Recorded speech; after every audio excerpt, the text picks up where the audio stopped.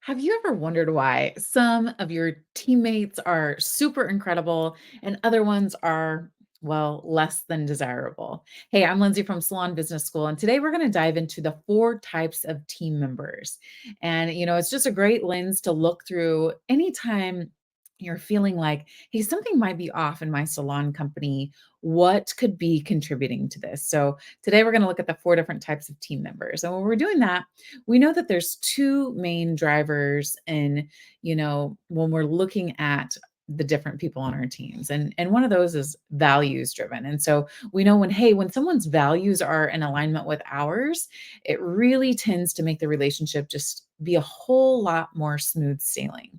And then we also know the second driver to that is productivity. So when we have a team member who's highly productive, it's great on for so many different reasons, but they're taking home more pay.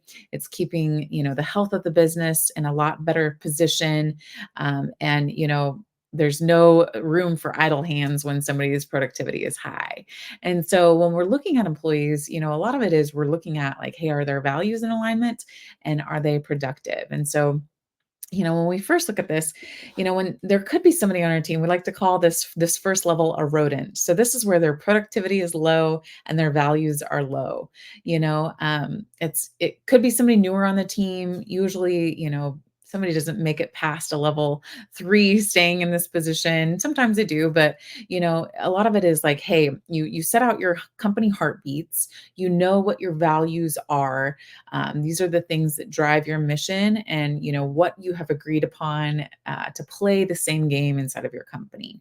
And so when somebody's not doing that, it's almost like you kind of feel like, is something wrong? Like they're kind of sneaking around. Sometimes their values can go up a little bit, and you're like, oh, maybe they're, trying harder, whatever it is, they're doing a few more things around the salon. Or maybe their productivity sneaks up a little bit, whatever it is. It's like you can't quite figure out exactly what's going on with this team member. The second level is when their productivity is really high and their values are really low.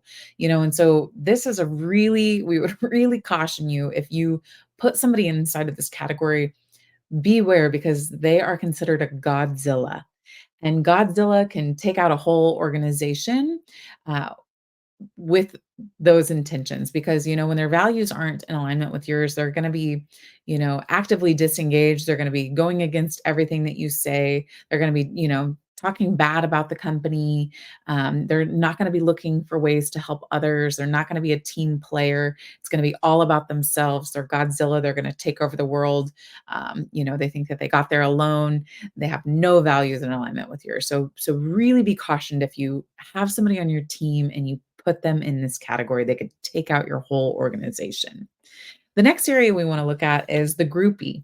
And this is when someone's values are really high. Maybe this is a newer teammate and, they don't have they're not, they're still in that retention phase where they're trying to keep the new guests that they're seeing and trying to be a really good team player. So these people are great. Like we need groupies for a band in order, to keep the energy up.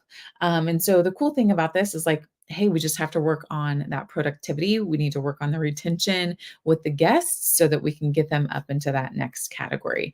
The difference between like a rodent and a groupie is obviously their values are just totally different.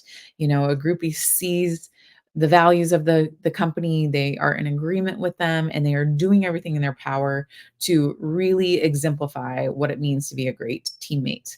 And then when their productivity does increase and their values are really high, these are what we call the heroes of the team.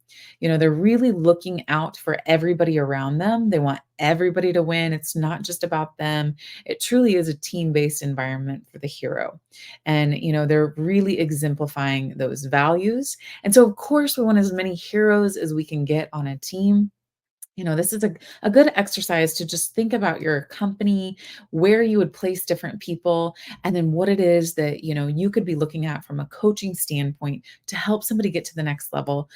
Because who doesn't want to feel like a hero inside of the beauty industry? So if this has been helpful, please feel free to share it with somebody that that could really benefit from this information. Thanks for watching.